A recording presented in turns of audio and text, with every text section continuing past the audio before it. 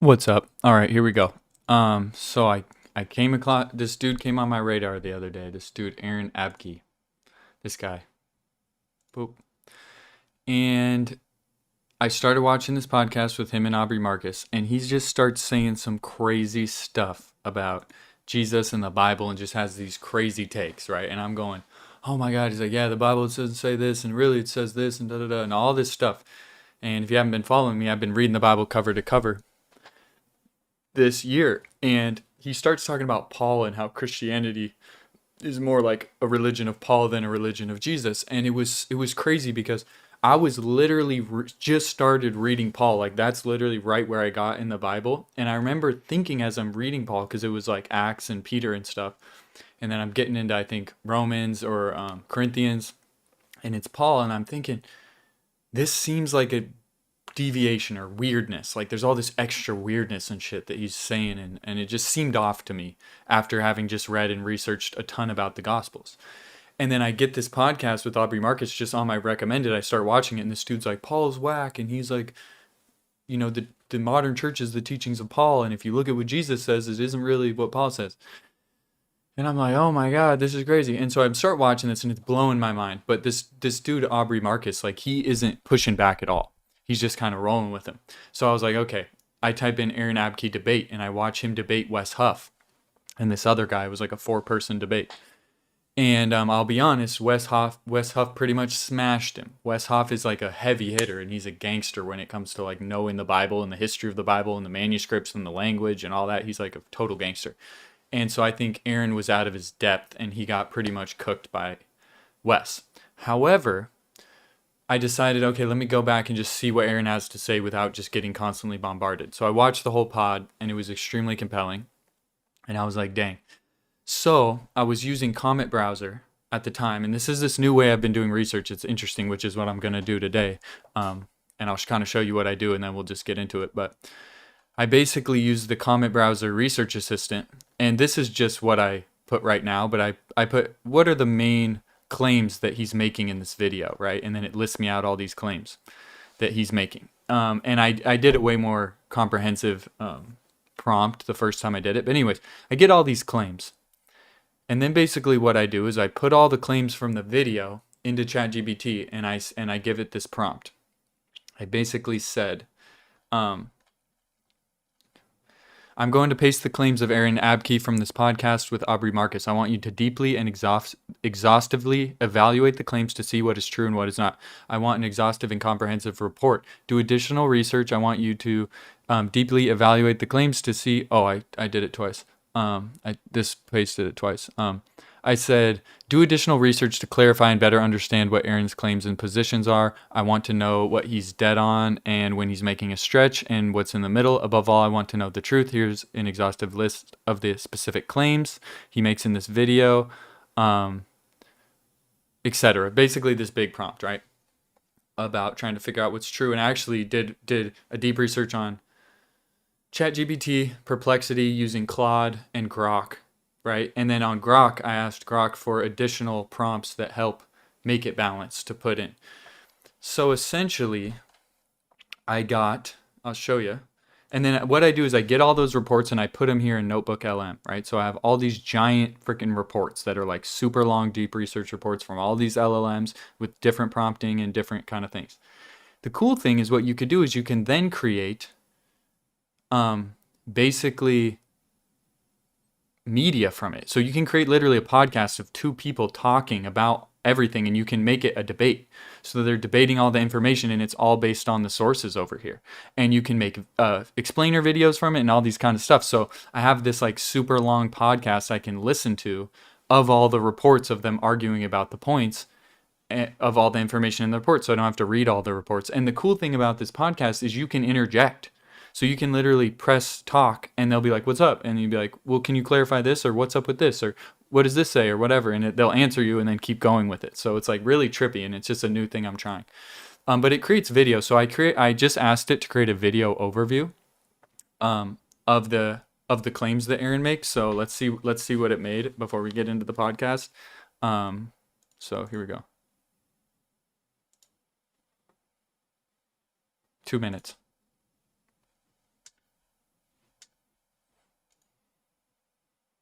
Today, we're unpacking some pretty big claims about Christian history. Let's separate fact from faith.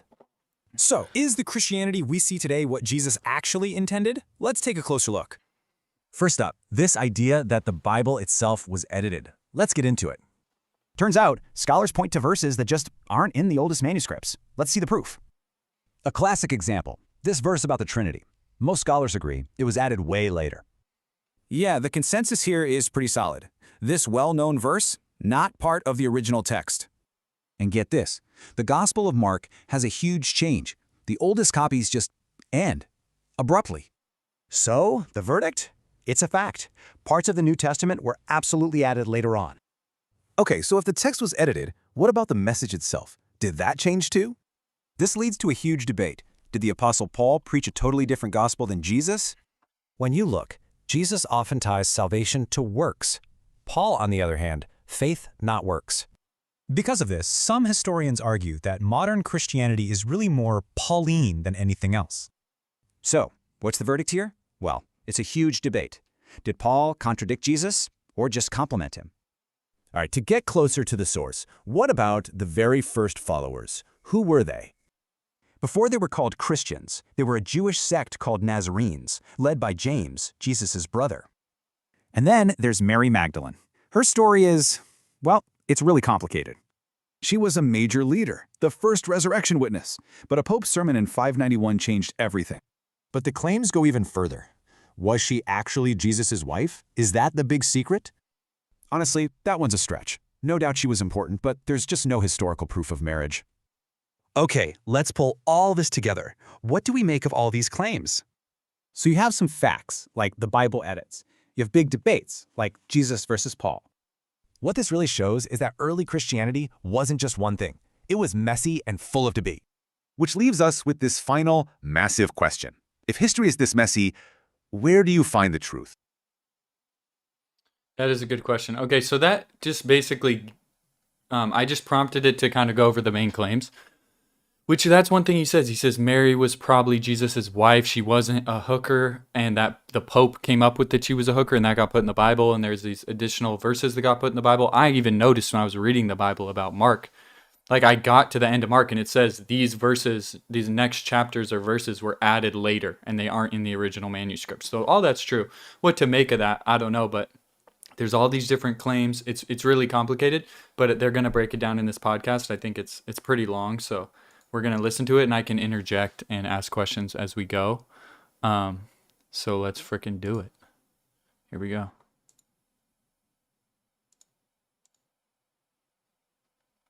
Welcome back to the Deep Dive. Today we are putting on our investigator hats, really digging into historical and textual questions about early Christianity. Yeah, we've got a whole stack of sources here, and they make some pretty disruptive claims. Things that challenge traditional views, suggesting, texts were changed, history was buried. Specifically, claims about a big difference between Jesus and Paul, things like that. Exactly. And our mission today is all about rigorous investigation. We're after verifiable truth. Right. We're not defending a particular viewpoint here. We're acting like, well, expert investigators for you, cross-referencing these provocative claims against the actual primary sources. We need to figure out, where do these claims line up with the manuscript evidence, with historical consensus? Where are they hitting on, let's say, legitimate scholarly debates, things people have argued about for ages? And crucially, where do they maybe stretch the facts? Go beyond the evidence into speculation or even inaccuracy. That's the key. This deep dive is all about critical thinking, using the evidence we have. We've structured this kind of like a scorecard. We'll start with the most solid stuff, the facts that pretty much all textual critics agree on. And then move towards the more, speculative theories. Precisely. We need to make some distinctions for you. We'll talk about claims that are dead on things universally accepted by the experts. Okay. Then, middle ground, these are the real tensions, the long-standing debates where, honestly, nuance is everything. It's not black and white. Makes sense. And finally, the stretch or even inaccurate claims, the ones that lack solid manuscript support or rely heavily on inference, maybe silence in the record. Because early Christian history is messy, right? It's complex, diverse. Incredibly so. Decades, different regions, different groups. So separating verifiable facts from, say, later theological interpretations or developments, that's absolutely essential if you want to minimize error and blind spots when looking at this stuff. All right, let's dive in, starting with the solid ground. Verifiable truths. These are the dead-on claims, the ones where scholars, regardless of their background, basically agree. Yeah, these are the points where the evidence is just really strong. For you listening, especially if you're skeptical, these might be some real paha moments about how the New Testament text actually developed, where human hands clearly played a role.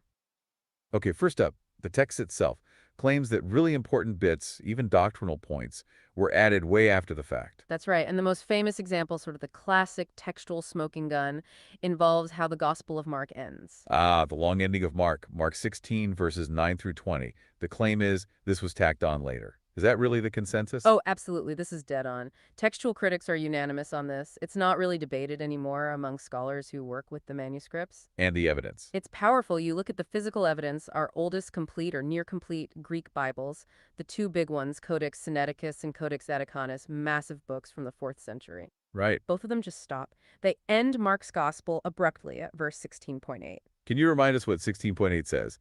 Because it's famously, well, weird as an ending. It is. Mark 16.8 reads something like, "And the women went out and fled from the tomb, for terror and amazement had seized them, and they said nothing to anyone, for they were afraid." Wow. Full stop. Fear and silence. No resurrection appearances described. Nope. In those oldest copies, that's it. The story ends with the women terrified and silent. No Great Commission, no appearances to the disciples in that original ending. Oh, hey, welcome. What's up? Did the women find the tomb empty at the end of Mark, or what?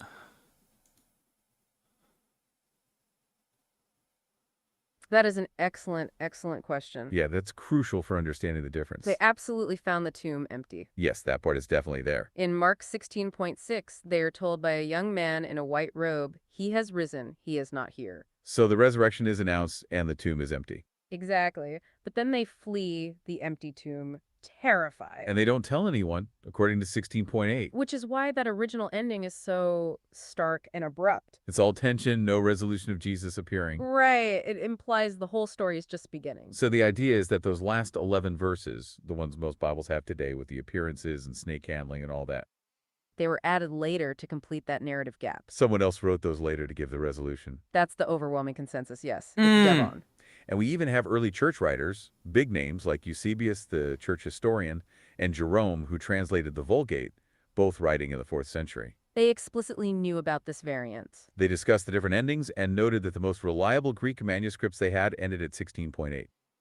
So they knew the shorter ending was likely original. The scholarly view now is that the long ending was probably written sometime in the mid-2nd century. Maybe to make the ending feel more complete. Why add it? Was it like malicious tampering? Probably not malicious, but driven by theological need. That original ending is stark. It's abrupt, unsettling. Imagine reading that in church. Yeah, it leaves you hanging. Exactly. So a later scribe felt the need to complete the story, They brought it in line with the other Gospels. adding the expected post-resurrection appearances. So it's a clear example of scribal Thus. activity changing the text. Undeniably, it shows the text wasn't static. And that challenges any idea of a text being perfectly preserved from day one. That's a huge point. And this kind of intervention wasn't just about narrative. It happened to bolster specific doctrines, too. It did, and the next example is perhaps even more striking. Okay, what are we talking about? We're talking about the Trinitarian interpolation. Known as the Comma Johanneum? It's found in 1 John 5.7 in many older English translations. The verse that explicitly mentions the Father, the Word, and the Holy Spirit being one in heaven. That's the one. For there are three that bear witness in heaven, the Father, the Word, and the Holy Spirit, and these three are one. And the claim is this was added later. Dead on. Absolutely. 100% accurate. This is another point of near universal consensus among textual scholars. That line is completely absent from all early Greek manuscripts. Wow. All of them. So where did it come from? It seems to have started as a handwritten note, a gloss in the margin of some Latin manuscripts. Around the 4th century. A scribe likely added it as an interpretation supporting the Trinity. A marginal note in Latin, how does that jump into the main Greek text? Well, that's where the story gets pretty dramatic. It enters the printed Greek New Testament tradition in the 16th century. The main player here is the famous scholar Erasmus. The humanist? That's him.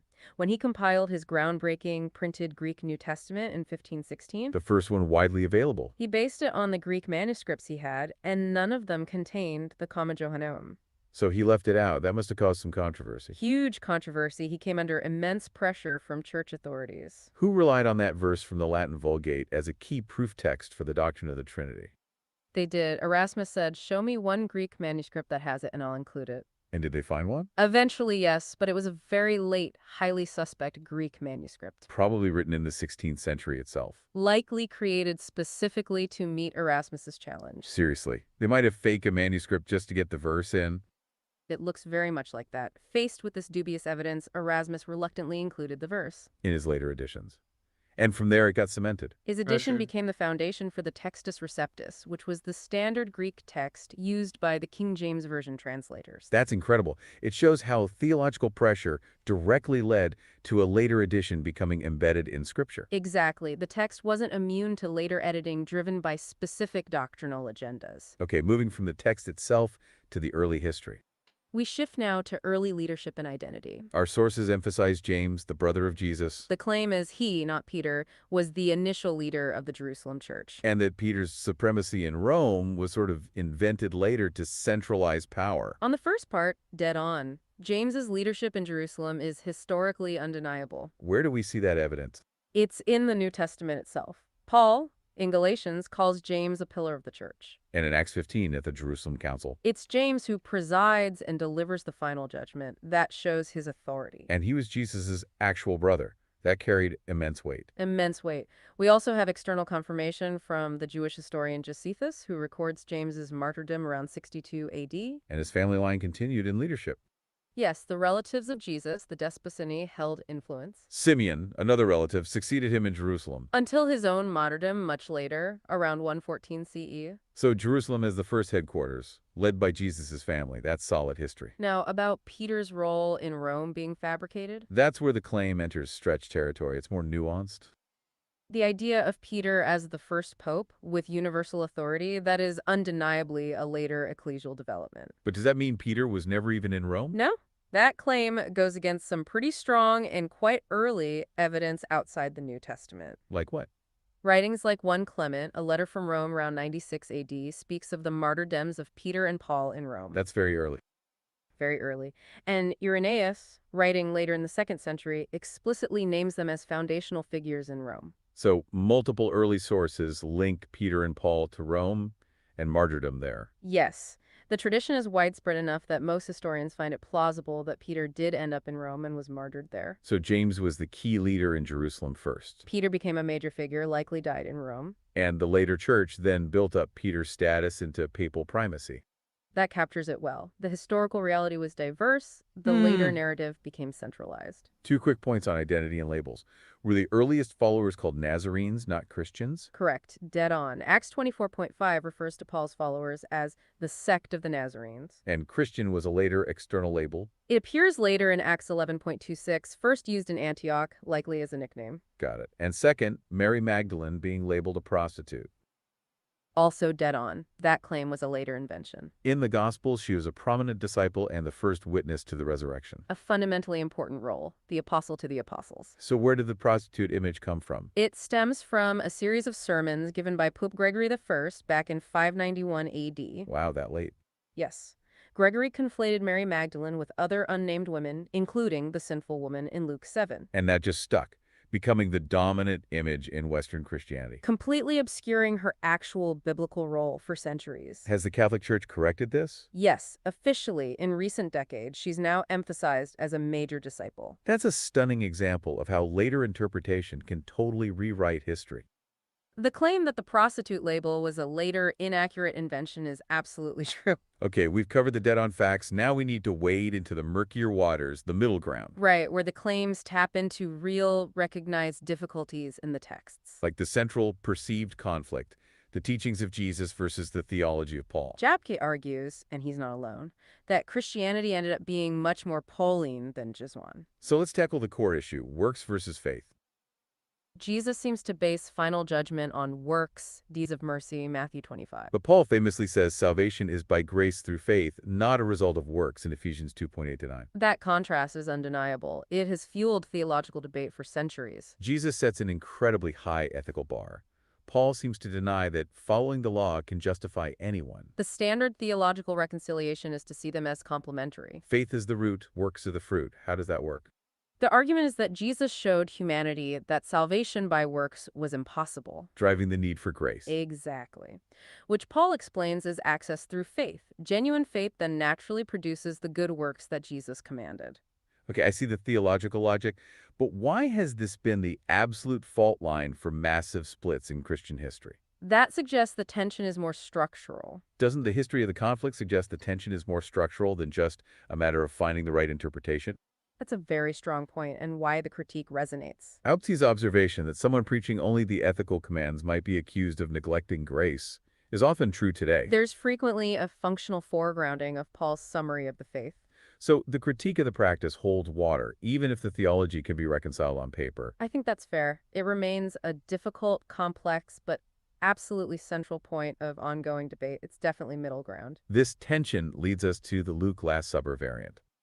Right. The claim that explicit sacrificial atonement language wasn't original to Luke. Specifically, the words about the cup being the new covenant in my blood, which is poured out for you. Okay, this is a fascinating one because it hinges on a genuine, well-known textual variant. What's the variant? Though Western text-type manuscripts like Codex Bezae have a significantly shorter version of the Last Supper. Shorter how? What's missing? It omits the phrase, which is given for you after the bread. And completely omits the entire verse about the cup representing the new covenant in my blood. So in this early tradition, Luke lacks explicit substitutionary atonement language at the supper. That supports the claim that those phrases were added later to harmonize it with Paul's theology in 1 Corinthians 11. It's significant evidence, yes. That's the argument made by scholars who prefer the shorter text. What's the counter evidence then? Why isn't this dead on? The majority of our earliest and most reliable Greek manuscripts actually support the longer reading. Which manuscripts are those? Heavy hitters like Papyrus 75, Codex Vaticanus, and Codex Sinaiticus, they all include the longer text. So the best and oldest Greek manuscripts have the longer, more Pauline-sounding version. The majority of them, yes. Furthermore, Luke still connects Jesus' death with forgiveness of sins elsewhere in Acts and Luke 24.47. So the idea of Jesus' death being significant is still present in Luke. Arguably, yes. The claim that it was definitely a later insertion to impose Paul's view exaggerates the certainty. But it highlights that even the words attributed to Jesus have textual variations. Absolutely. The debate is legitimate, keeping it in the middle ground. All right, let's shift focus to Paul himself. The critique that Paul was a false prophet. The basis is Paul's apparent prediction. Hey, yeah, what's up? To go back to the thing about the Last Supper and Jesus' words in the Last Supper, was that recorded in the other Gospels, the sacrificial bit?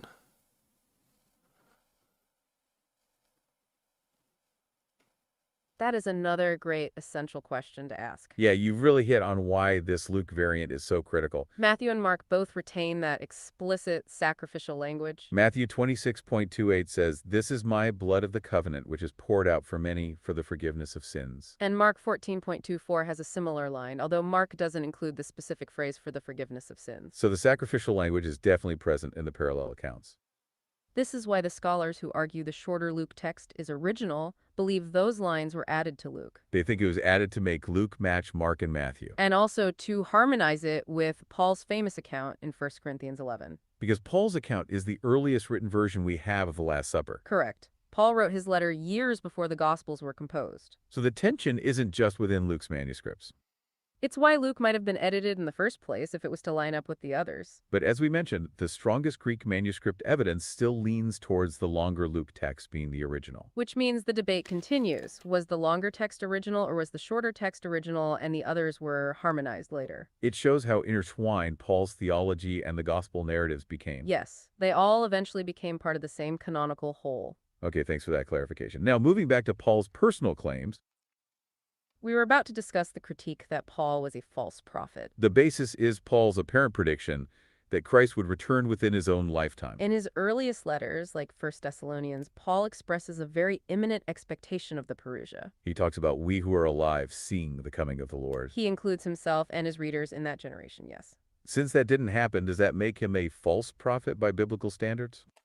We need to be careful with definitions. Old Testament false prophet usually involves a specific failed prediction leading people away from God. And Paul didn't do that. Paul's language seems more about conveying theological urgency, not setting a date. He wasn't setting a date. And Jesus himself said no one knows the day or hour. Exactly. Paul never claims to know the specific date. So his personal, intense hope was chronologically incorrect.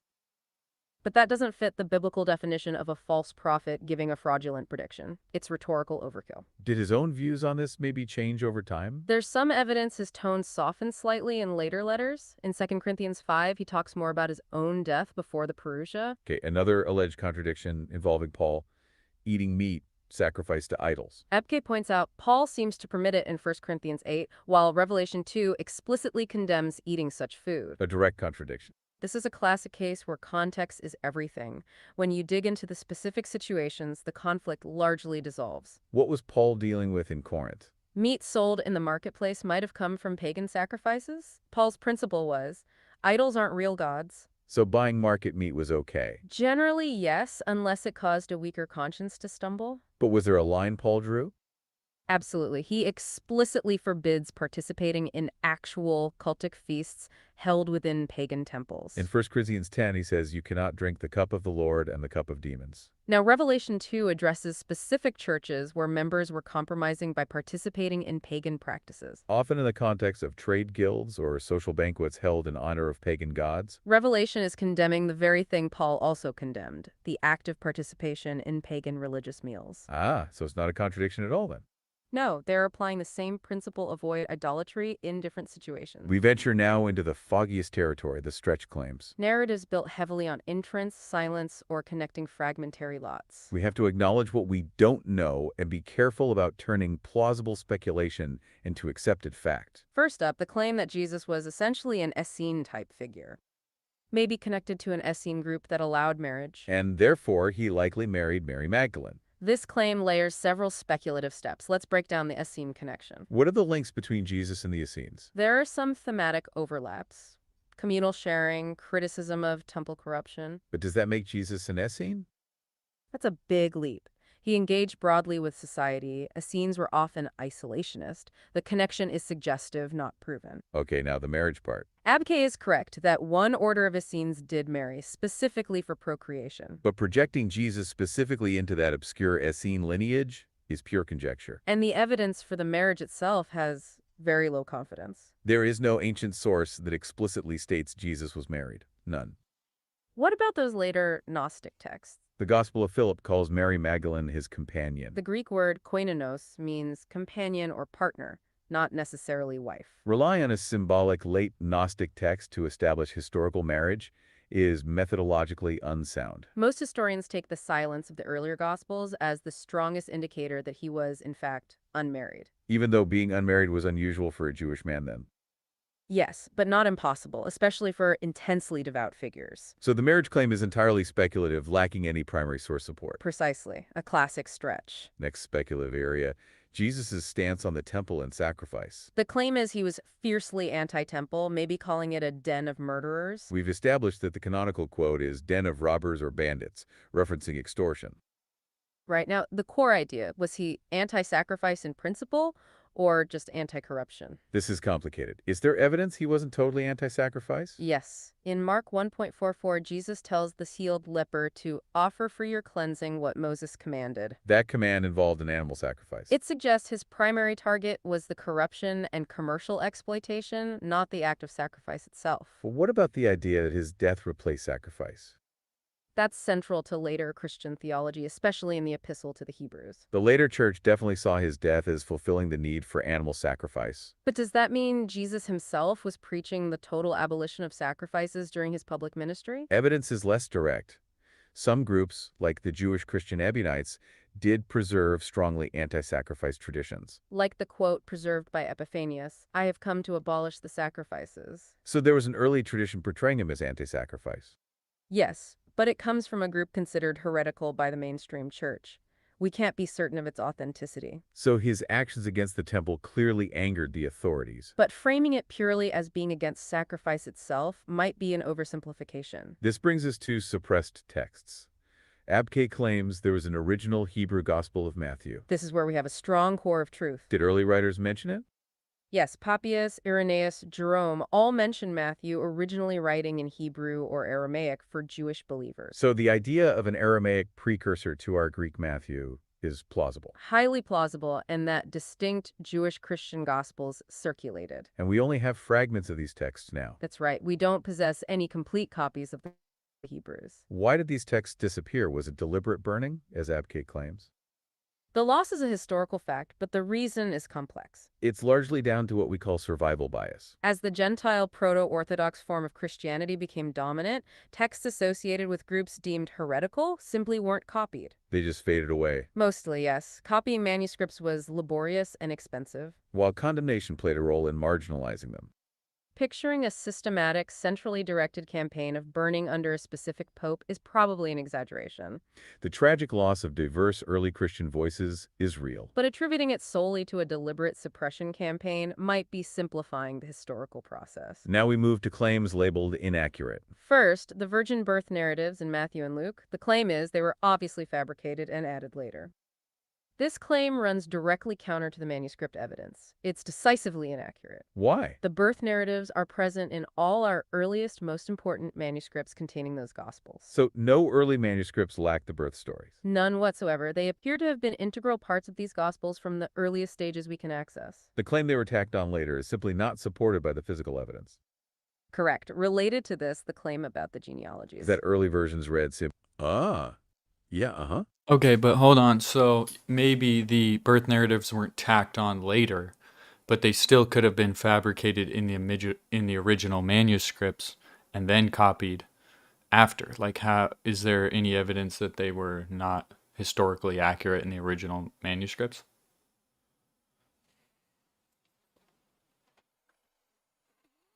That is a phenomenal distinction you are making. Yeah, you've hit on the crucial difference between textual criticism and historical criticism. Exactly. Our point right before you chimed in was purely about the text. We were saying the narratives weren't tacked on by a later scribe. They seem integral to Matthew and Luke as they were first composed, based on the manuscripts we have. But you're asking, were the stories true when they were written? That shifts the ground from textual evidence to historical plausibility. And on that front, the answer is far less clear. The primary evidence that they are not historically accurate comes from the internal contradictions. Right, we have two separate birth stories, Matthew's and Luke's. They are completely independent accounts, which is the problem. Matthew links the birth to Herod the Great, who died in 4 BC. Luke links it to the census under Quirinius, around 6 AD. That's a huge gap. Plus the narrative conflict, Egypt flight versus the immediate return to Nazareth. These contradictions lead mainstream critical scholars to view them as theological narratives, Stories created by Matthew and Luke independently to make theological points. like fulfilling prophecy that the Messiah would be born in Bethlehem. So while we can't prove they were fabricated, historians often treat them as legendary expansions. That's how we distinguish textually they are original to those Gospels. But historically, they're difficult to reconcile with each other or external evidence. It's the difference between identifying a scribal error and questioning the source material itself. So let's pick up where we left off, addressing a related claim about the text. We were about to discuss the genealogies, the claim that early versions read simply, Joseph begat Jesus. Also inaccurate, particularly for Matthew's genealogy. Matthew 1.16 carefully avoids saying Joseph begat Jesus. It says Jacob begat Joseph, the husband of Mary, of whom, using a feminine relative pronoun, was born Jesus. The grammar deliberately avoids saying Joseph begat Jesus. Precisely. It breaks the A begat B pattern to shift the focus to Mary. Is there any manuscript evidence for the Joseph begat Jesus reading? It's found in one specific version of the Old Syriac translation, but that's just a translation variant. It's highly unlikely to be the original Greek wording. To claim the minority reading in a translation represents the original text is a very weak argument, text critically. So the claim is inaccurate because the vast majority of evidence points the other way. Yes, the standard text clearly supports the virgin birth narrative that follows. And we just addressed the difficulty in harmonizing the two different birth narratives in Matthew and Luke. We established the stories are independent and the chronological clashes are undeniable. Matthew's 4 BC Herod date clashes with Luke's 6 AD Quirinius census date. It's incredibly difficult, if not impossible, to reconcile chronologically. And we noted the narrative contradictions, like the travel plans after the birth. Matthew has the family fleeing to Egypt. Luke shows them returning directly home to Nazareth after the temple presentation. So the two stories are basically incompatible as straightforward, sequential, historical accounts. They are independent, theologically motivated accounts of Jesus' origins, not a harmonized biography. Acknowledging these contradictions is different from Oops. claiming the stories were fabricated and inserted later. Very different. The manuscript evidence rejects the inserted later claim. Lastly, under inaccurate claims, let's touch on inerrancy in hell. Abke cites Jeremiah 8:8, the lying pen of the scribes, as biblical proof that the text admits corruption. Does it prove the Bible acknowledges its own textual corruption? The dominant scholarly interpretation understands the false pen of the scribes differently. As the scribes offering false interpretations or misleading teachings based on the law. They were lying about the law's demands, not necessarily physically altering the scrolls themselves in this instance. So it's about false teaching based on the text. That's the more common understanding. Using it as a universal proof text for physical corruption is likely misapplying the verse. Now, the second point. The critique of eternal conscious torment, or ECT, as morally absurd. The critique of ECT on moral grounds is a very old and legitimate strand within. Oh, go for it. What is ECT?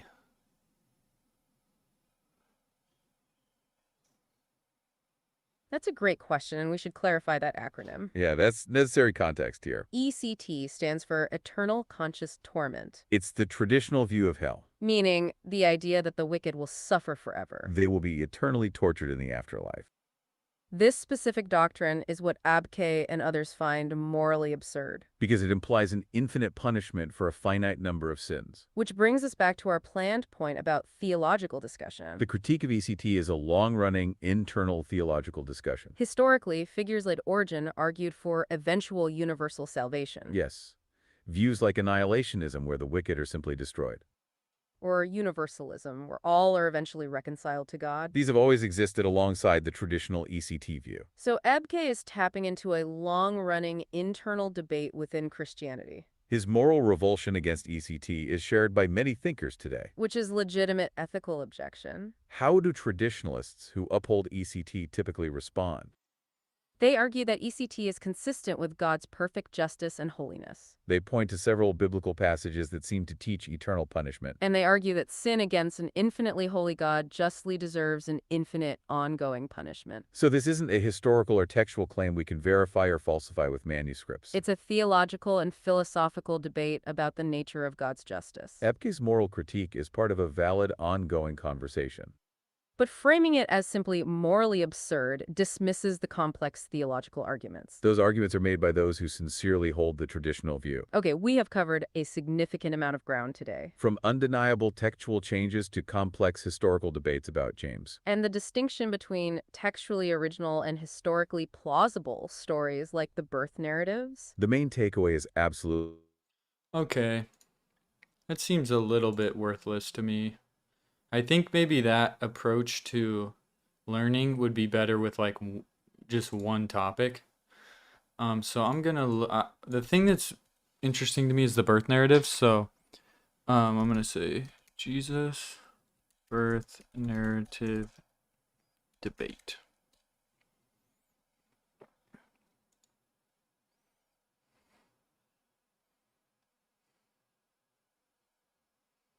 Six years ago.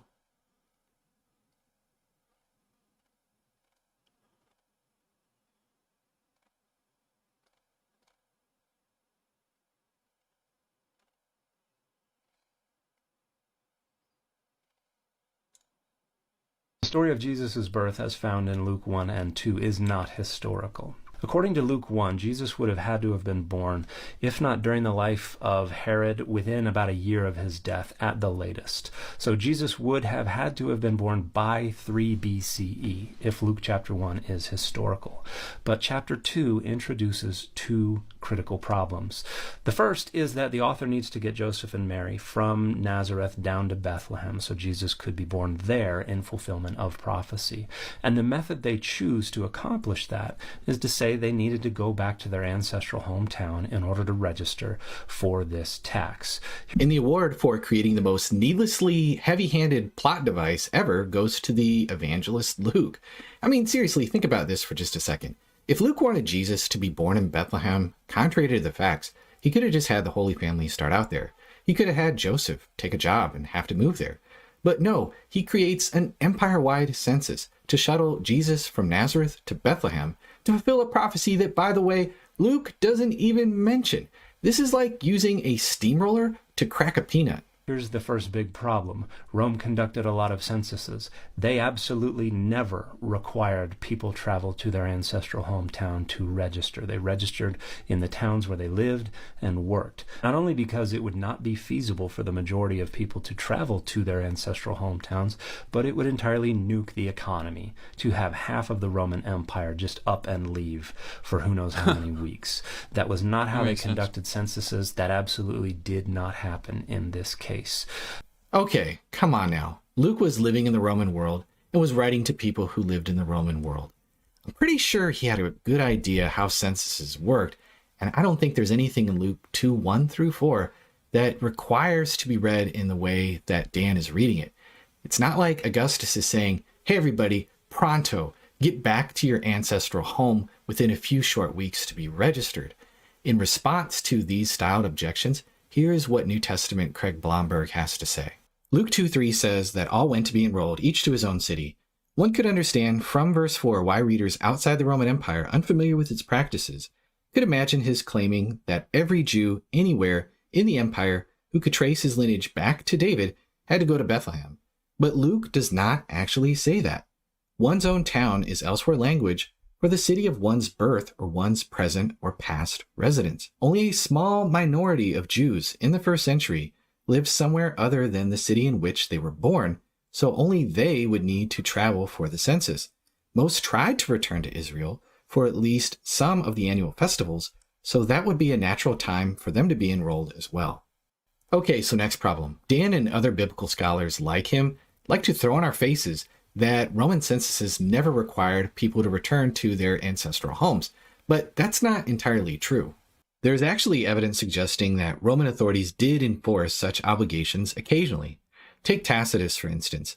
In Annals, Book 6, he talks about the Clitae tribe in the Roman client kingdom of Cilicia. They were made to conform to Roman customs by declaring their property and meeting tax obligations, indicating situations where people had to return to their places of origin for census and tax purposes. Also, archaeological digs uncovered a Greek papyrus from the prefect Gaius Vibius Maximus, dating around 104 AD, instructing everyone under his rule in Egypt to head back to their hometowns as part of a census. This discovery strongly supports the idea that the Roman administration did, at times, mandate hometown returns for census and tax purposes. The other problem is even bigger, however. The author says that this happened when Quirinius was governor of Syria. And Quirinius became governor of Syria in 6 CE. But the census was not requested until 9 CE. And there's a very good reason that that census was requested. And that was because the ethnarch of Judea, Idumea, and Galilee, who took over after Herod the Great died, was deposed in 9 CE. He was so incompetent, Rome said, you are banished, and we're going to take over direct administration of Idumea, Judea, and Galilee. So even if a census had been conducted in Galilee for people living in Nazareth between 4 and 3 BCE, it would have been Herod Archelaus who was responsible for administering it for people who lived in Nazareth. Quirinius, who was in Anatolia at the time anyway, who had nothing to do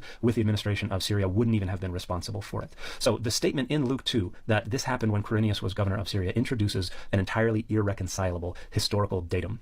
If chapter 1 is historical, chapter 2 cannot be historical. If chapter 2 is historical, chapter 1 cannot be historical. The two chapters are irreconcilable, and the story of Jesus' birth is not historical in the Gospel of Luke. Okay, first of all, Dan has since corrected himself. Archelaus was actually deposed in 6 AD, not 9, so that wipes away the whole notion that Archelaus must have been responsible for the census and not Quirinius. Now, what we're about to jump into here to unravel the census is a little bit on the complicated, dry, and dusty side, but such is the nature of censuses. Okay, so let's dive into this. Historical records in the Deeds of the Divine Augustus mention a census ordered by Augustus in 8 BC involving roughly around 4 million Roman citizens, massive for a population that was around 1 million. With such figures, it had to be empire-wide, considering slower communication and travel. Regions like Israel may have taken years to complete the census. This suggests that Jesus was born around 6 to 4 BC. If Matthew and Luke were just making stuff up, it's highly unlikely these details would align so well. Here's where things get a bit dicey. Luke 2:2 talks about a census during Quirinius' time in charge of Syria. Matthew is pretty clear that Jesus was born during Herod's reign, who died around 4 BC, but Quirinius didn't step in until 6 AD, as Dan has mentioned, a good decade after Herod the Great kicked the bucket, leaving us with a 10-year wide discrepancy. Here's the thing, though. Luke knows that Jesus was definitely born during Herod the Great's reign. He's also aware of the taxation by Quirinius, so any explanation that we offer has to be compatible with these facts. Now, the skeptical view of Luke 2:2 overlooks the significance of that sticky little word first. If Luke merely meant to mention the census under Quirinius, why even use the word first? Why not simply say, this was the census during Quirinius' time as governor of Syria, and just stop? The skeptics suggest that first means the first census in Judea, but that's not the only reasonable interpretation here. There is plenty of scholarly debate around Luke 2:2. It's rather vast and complex, but I'll just stick with a couple explanations, and I think that these have some real plausibility. So John Thorley, a scholar, writes in his paper, The Nativity Census, what does Luke actually say? what Luke is actually saying is that this was the first census to take place while Quirinius happened to be governor of Syria, thus distinguishing it from a second census made when Quirinius was similarly governor of Syria in 86. Luke's Greek surely allows no other sensible and unambiguous interpretation. Now, Thorley points out that Luke's accuracy about the decree or the census in Judea around 85 BC and Quirinius' rule in Syria remains a bit fuzzy, but we have lots of historical gaps in our knowledge. I'll add that the word hegemon might not specifically mean governor, suggesting Quirinius could have overseen a census in Syria without holding an official title as Josephus defines it. Maybe Quirinius held some other kind of official role twice, or possibly Luke is just mixing up Quirinius with Quintilius Varus, who actually was the governor of Syria from around 64 BC. This would be a minor error on Luke's part, but definitely an understandable one, and it challenges the idea that Luke was just making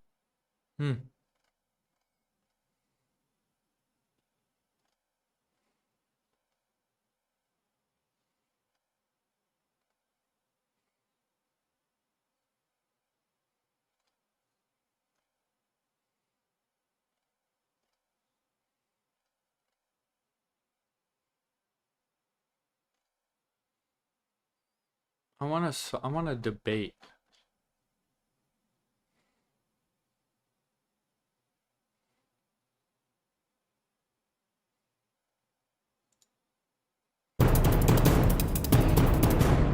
Bart and Peter, welcome along to the show. It's great to have you both with me. Now, believe it or not, it was over 10 years ago that you were both with me in person to discuss the Gospels, talking on that occasion about the textual criticism and transmission of the Gospels. Today, we're really looking at their historical reliability. And for those who aren't familiar with you both, let's have some quick introductions. Bart, welcome back to the show. You've been engaged with the Bible since you were a Christian and since you haven't been a Christian as well, because your story of faith, as it were, goes side by side with your academic journey, doesn't it? No, that's right. I got interested in the Bible as a teenager when I had a born-again experience in high school and went off to Moody Bible Institute to study the Bible and continued my education and went off to Princeton Theological Seminary eventually to study Greek manuscripts of the New Testament. And while I was there, I took all sorts of courses and started studying the Bible intensely in Greek and the Old Testament in Hebrew, and started realizing that my earlier belief that the Bible was without any mistakes in it was just wrong. There are mistakes. And it took me a long time to get to that point. I went reluctantly, but I finally got to a point where I just said the evidence is here. I mean, this is a contradiction of that, and they both can't be true. And so it changed my understanding of the Bible. I remained a Christian for many years after that, but one who was more, had not as high of a view of Scripture. And it wasn't until maybe 25 years ago or so that I ended up leaving Christianity altogether for reasons unrelated to my scholarship. And we've actually talked to you about that as well on a different show back in the archives of Unbelievable. But we're coming back again today to the story of the reliability of the Gospels. I mean, you're so interesting, Bart, because on the one hand, you obviously are a critic at some level of some evangelical views of Scripture, but at the same time, you've got your critics on the so-called Jesus mythicist side because you fully endorse, obviously, that Jesus existed, and you've written books, obviously, in defense of that as well. I get it from both sides, and I suppose that's a good thing. if you're criticized by both sides in equal measure. Yeah. So, no, that's right. But the thing is, I don't believe in toting a party line one way or the other. It's not that okay, if you're an atheist, you have to believe this, or if you're Christian, you have to believe that. I think you have to. No, I don't got the time for this. We'll get back into it later. See ya.